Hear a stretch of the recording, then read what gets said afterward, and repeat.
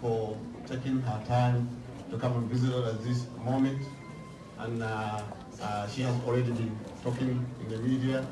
She has been saying everything that we feel here in Christchurch. And we really appreciate that she can take time in this, we have busy schedule to be here with us and her team. And we, appreciate, that time, and we'll give her an opportunity to say things. I will please request you, we can continue our conversation, but please give her a chance to say what she needs to say. And there may be opportunities for people also to ask questions if we do it, calmly and orderly. I know it's difficult, for us to demand that from anybody here, but please try. Thank you very much. Honorable Prime Minister. Assalamu alaikum. Very peace be upon all of us. I'm here today to bring with me the grief of all of New Zealand. And there is huge grief in this nation that we share with you and on your behalf. And I'm here also to stand alongside you. You will have heard me say in the media that yes, this is an event that has happened in Christchurch, that this has happened to our Muslim community, but you are us. And so we feel deeply in our hearts what has happened to you. We feel grief, we feel injustice, we feel anger, and we share that with you. My immediate concerns are twofold. You want your loved ones back. And I know that there are religious considerations with their burial.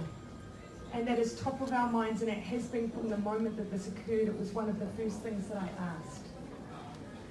One of the issues that we have had is within the mosques, we had to ensure that it was safe to be able to retrieve those who had fallen within it. And once the police have been able to do that, they then have started the removal and identification of your loved ones. Of course, they want to do that as quickly as they can. We have here representatives who are our liaison officers with your communities. They know all too well the pressing need for us to move as quickly as possible. They have shared with me their hope that they can give you more information within the next hour. Their hope is that all bodies will be removed by the end of the day. That is what they are working very hard on. But if you don't mind, I'll ask that the police are the ones, because they have the contact directly with those inside the mosques, who will continue to provide that information throughout the rest of the afternoon. But please be assured, we know how important this is to you. We are doing everything that we can. My second consideration is your safety, that you have safe places of worship, that you can feel safe in your worship. The Christchurch City Council is here and available to try and ensure that you have the facilities available to continue your worship. We're also working alongside the police. They have made a decision to continue to have an armed presence outside mosques around New Zealand, and that will continue for the near future. But you need to feel safe beyond that. And so we will work with the police and alongside your community leaders to make sure that you have whatever it takes to ensure that you can feel secure entering into your places of worship wherever they may be, in whichever part of the country they may be. My third immediate concern is that while you grieve, and while of course you are focused rightly on bringing your loved ones out, we are very focused on ensuring you have the support that you need in the days and the weeks and the months that follow. Many of those who have lost their lives will be the ones who will be bringing the income into their households. Many will have dependents and spouses. I want to give you assurance that through our system in New Zealand, through ACC, there is provision to provide for those families. That provision exists regardless of the immigration status of those who have lost their lives, and regardless of the immigration status of their families and loved ones. It includes the cost of burial. It includes support for lost income And that can last for not just months, but it can last for years. So I give you that assurance. We are working now to bring agencies here to be ready to answer your questions as you have them.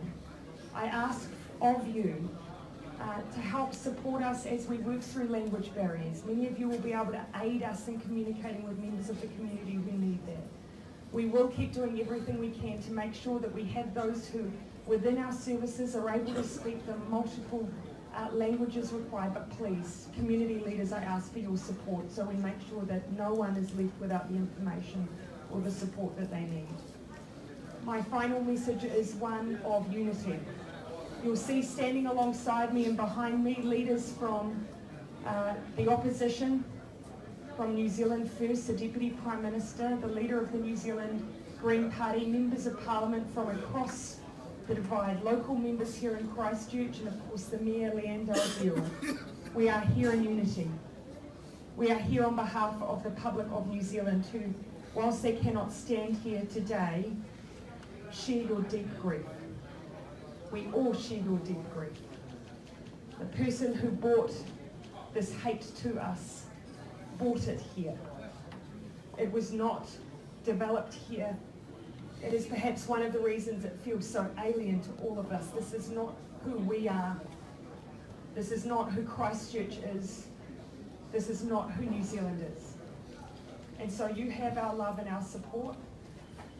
You have it now. You have it for the coming days. You have it for the coming weeks.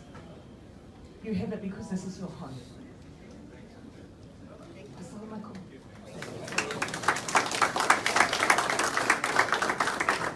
Thank you, Honourable